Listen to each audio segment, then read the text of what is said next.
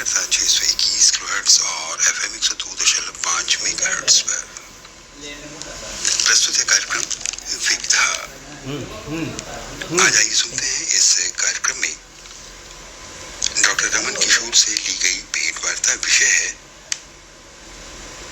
चिकित्सा सबसे बड़ी सेवा। आपसे बातचीत कर रहे हैं अनिल तिवारी। श्रोताओं नमस्कार, विविधा कार्यक्रम में आपका स्वागत है। हमारे आज के कार्यक्रम के मेहमान हैं डॉक्टर रमन किशोर, जो MD है। एम्स से इन्होंने अपनी पढ़ाई पूरी की है और इनकी विशेषता ये है कि पिछले 5 वर्षों से ये लगातार गाँव में निःशुल्क चिकित्सा शिविर लगा रहे हैं और लोगों की सेवा कर रहे हैं। डॉक्टर रमन किशोर साहब, हम आपसे ये जानना चाहते हैं कि अक्सर लोग एक लंबे प्रैक्टिस करने के बाद इस तरह का काम, चैरिटी का काम शुरू करते हैं। आपने पढ़ाई पूरी करके ही ये काम शुरू किया, इसके पीछे कोई वजह है क्या? सभी श्रोताओं को मेरा प्रणाम। तो इसके पीछे एक मोटिवेशन था। मेरी माँ, वो जब मैं सेकेंड ईयर में था तो वो एक जानलेवा बीमारी से ग्रसित हुई थी और जब मैं उनको इलाज के लिए लेके बड़े संस्थानों में गए, इवन टाटा मेमोरियल मुंबई गया, और वहाँ पर पता चला कि यदि आप उनको थोड़ा पहले ले आते, अर्ली स्टेज में ले आते, तो मैं उनका इलाज कर सकता था या उनको बचा सकता था। वहीं से ये समझ में आया, अर्ली डायग्नोसिस, समय से पहले इलाज होना और उपचार शुरू होने का वैल्यू समझ में आया। और मैं वहीं से सोचा था कि जो भी बड़े बड़े संस्थान में जो डॉक्टर्स हैं, वो भी कुछ नहीं कर सकते हैं यदि बीमारी एडवांस स्टेज में चले जाए। तो वहीं से ये मन में आया था कि मैं अपने लाइफ टाइम में उन लोगों के लिए काम करूंगा जहां तक स्वास्थ्य सुविधा नहीं पहुंच पा रही है। मैं दरभंगा के एक छोटे से गांव से आता हूं। मैंने ग्रामीण स्वास्थ्य सुविधा को बहुत करीब से देखा है, कितनी खामियां हैं। अभी भी जो लोकल लोग हैं उनसे ही वो सारा सिस्टम चल रहा है। दवा दुकान वाले हैं, उन्हीं से वो सारा सिस्टम चल रहा है। हम इस सुविधा को गाँव तक पहुँचाए, खुद जाए गाँव में और जो लोग हैं उनका जांच करें। तो मैं अभी वही कर रहा हूँ। गाँव में जाता हूँ, हेल्थ कैंप का आयोजन करता हूँ और हर एक जो भी मरीज आते हैं, सबसे पहले मैं उनका जांच करता हूँ। Blood pressure, blood sugar, ECG, haemoglobin, जो बेसिक जांच होता है वो जांच करता हूँ। उसके बाद उसका इलाज शुरू करता हूँ। बहुत सारे हजारों ऐसे मरीज मिले हैं जिनको पता नहीं था कि वो बीमार हैं और उनका मैं जांच करके और बीमारी का पता लगाया और दवा इलाज शुरू करवाया। डॉक्टर रमन किशोर, जब आपने पहली बार चिकित्सा शिविर कहीं लगाया था, उसके बारे में कुछ आपको याद है तो आप हमारे सुनने वालों को बताना चाहिए। उस समय में मैं एम्स में फर्स्ट ईयर PG का स्टूडेंट था और दिमाग में बार बार ये आ रहा था कि अब तो MBBS कंप्लीट कर लिया हूँ, अब कुछ करना है। तो मैं ऐसे ही एक गाड़ी उठाया और उस पे जो सामान है वो ले करके और चल दिया। तो मैं नौबतपुर वाले रोड में गया, एम्स से नौबतपुर वाले रोड में, तो देखा कि कुछ लोग खेत में फसल काट रहे हैं। तो मैं गया उनके पास, बाबा कैसे हैं? तो बुजुर्ग एज के थे। तो बोला ठीक है, तो आपको कभी कोई बीमारी हुआ है? तो हाँ, लकवा का शिकायत हुआ था। फिर आप दवा खा रहे हैं? तो नहीं, दवा नहीं खा रहे हैं।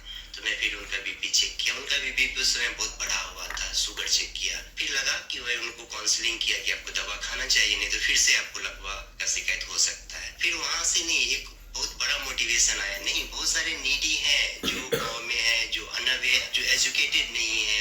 पहले अनऑर्गेनाइज वे में मैं कैंप करता था। धीरे धीरे उसी कैंप से सीखा क्या करना चाहिए, कैसे करना चाहिए, और धीरे धीरे खुद को इम्प्रूव करते गए और अभी यहाँ पे हूँ। तो आज की तारीख में अगर हम जानना चाहें या हमारे सुनने वाले जानना चाहें कि कितने चिकित्सा शिविर आप लगा चुके हैं निःशुल्क?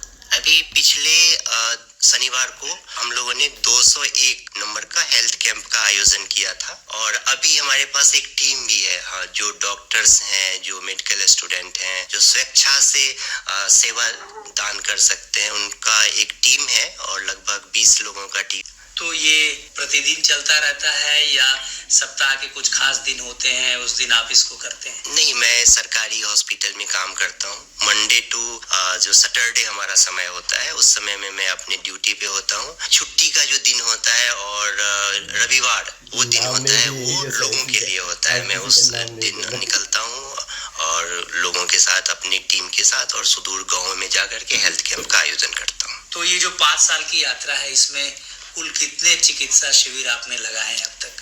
अभी तक हमने 201 हेल्थ कैंप का आयोजन किया है और लगभग 30,000 मरीजों का हमने इलाज किया है, जांच किया है। और हम लोगों के पास मरीज का रिकॉर्ड भी रहता है, मैंने सबका रिकॉर्ड भी रखा है। अच्छा, तो जो आपके गांव में जो क्लिनिकल एक्सपीरियंस आपका हुआ है, आपने लोगों को देखा है, डायग्नोज किया है, तो जो अवेयरनेस है, लोगों का लेवल है, उसके बारे में आप हमारे सुनने वालों को क्या बताना चाहेंगे? क्या आपका क्लिनिकल एक्सपीरियंस रहा कि लोगों को विशेष सावधान रहने की जरूरत है? कैसे सावधान रहने की जरूरत है? डेफिनेटली ये जो काम है चैलेंजिंग है। कुछ बीमारियां हैं जैसे डायबिटीज, हाइपरटेंशन। इस बीमारी के अर्ली स्टेज में कोई सिम्टम नहीं होता, तो लोग जनरली जांच नहीं करवाना चाहते, फ्री टेस्ट भी लोग जनरली नहीं करवाना चाहते हैं। तो थोड़ा चुनौतीपूर्ण होता है, लोगों को काउंसलिंग करना पड़ता है कि आपको जांच करवाना जरूरी है, और वो जब करवाते हैं तो बहुत लोगों में पता चलता है। और इससे इतने हेल्थ कैंप करने के बाद एक ही बात पता चला कि यदि हम ग्रामीण स्वास्थ्य सेवा को यदि हम मजबूत करते हैं, तो आज जो हमारे हॉस्पिटल में टर्सरी केयर सेंटर पे जो आईसीयू का जरूरत है, स्पेशलिस्ट, सुपर स्पेशलिस्ट का जरूरत है, डॉक्टर्स का, तो उसकी कमी को कम किया जा सकता है, वहां पर भीड़ कम कर सकते हैं, और लोगों का जो मोर्टेलिटी और मॉर्बिडिटी है उसको भी कम कर सकते हैं। अच्छा, तो इसमें क्या सुविधाएं होनी चाहिए? जैसे जांच की सुविधा, अब तो प्राइमरी हेल्थ सेंटर, अतिरिक्त प्राथमिक स्वास्थ्य केंद्र, इस तरह के तो केंद्र काफी, सरकार ने काफी इस नेटवर्क को मजबूत किया है ग्रामीण स्तर पर भी। जी हाँ, अभी भी कुछ बेसिक चैलेंजेस हैं। जैसे अब किसी भी सरकारी अस्पताल में जाओ तो क्या होता है कि वहाँ पे भीड़ है, लोगों को सोच कर जाना पड़ता है कि हम जाएंगे तो अपना काम छोड़ करके, और हमको पूरा दिन हो सकता है लगेगा जांच करवाने में, दवा लेने में। ये एक बैरियर है। अब जो डेली वेज के लोग हैं, जो पूरे दिन कमाते हैं, शाम में खाते हैं उसी पैसा से, उनके लिए ये दिक्कत है कि वो यदि अपना काम छोड़ देंगे तो फिर उनको प्रॉब्लम होगा। तो यदि उनके घर तक स्वास्थ्य सुविधा पहुंचाया जाए तो फिर वो लोग, जैसे हमारा कैंप होता है, हमने कैंप ऑर्गेनाइज किया, कोई रास्ते पे कोई लोग जा रहा है, तुरंत आकर के जांच करवा लिया, वहीं पे जांच हो गया, वहीं पे प्रिस्क्रिप्शन हो गया, वहीं पे दवा मिल गया, 10 मिनट 15 मिनट में उनका काम हो जाता है। तो ये अप्रोचेबल यदि हेल्थ केयर हो तो हम लोग इसका ज्यादा लाभ उठा सकते हैं और बेटर आउटपुट हो सकते हैं। गाँव में भी बहुत ज्यादा केस हैं डायबिटीज, हाइपरटेंशन के, और उनको यदि सही से दवा खिलाया जाए और उनको काउंसलिंग किया जाए, लाइफ स्टाइल मॉडिफाई करने के लिए बोला जाए, तो बहुत हद तक हम कम पैसे में बेटर आउटपुट ले सकते हैं।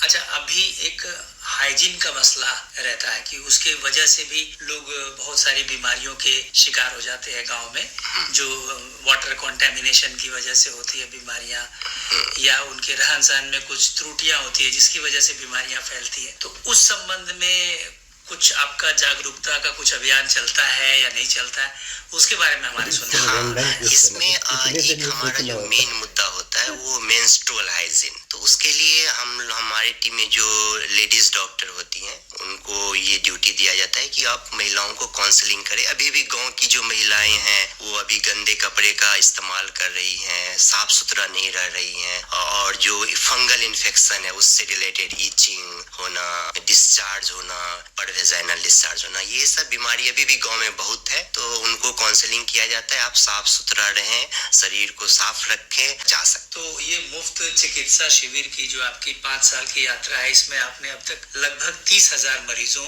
का इलाज किया है, उनकी जांच की है। तो इतना बड़ा डाटाबेस है आपके पास, तो इन मरीजों का फॉलोअप बाद में इनका क्या हो रहा है, ये कितना जागरूक हुए, हाँ, या इनकी बीमारियों का जो स्तर था पहले उसमें अभी क्या सुधार है, इसका कुछ प्रणाली आपके पास है क्या इसके बारे में? जी, इसके लिए हमने 2 फॉलोअप कैंप का हमने आयोजन किया है। एक दानापुर और एक हमारा भोसोला गोलंबर के पास है। वो कैंप जो है सैटरडे और संडे को आयोजित किया जाता है। हर एक सप्ताह उस कैंप का आयोजन होता है एक ही जगह पे। तो उसमें हमारे वैसे मरीज हैं जो डायबिटिक हैं, जो हाइपरटेंसिव हैं, वो बराबर फॉलोअप के लिए आते हैं। अब दवा खाया, बीपी में सुधार हुआ नहीं, ग्लूकोज लेवल में सुधार हुआ या नहीं, तो उसके लिए हमारा 2 कैंप है। इसके अलावा हर एक प्रिस्क्रिप्शन जो है हमारा, उसमें मेरा कॉन्टेक्ट नंबर होता है, और उनको ये बोला जाता है कि जब भी आपको लगे कोई प्रॉब्लम है तो आप हमसे संपर्क करिए।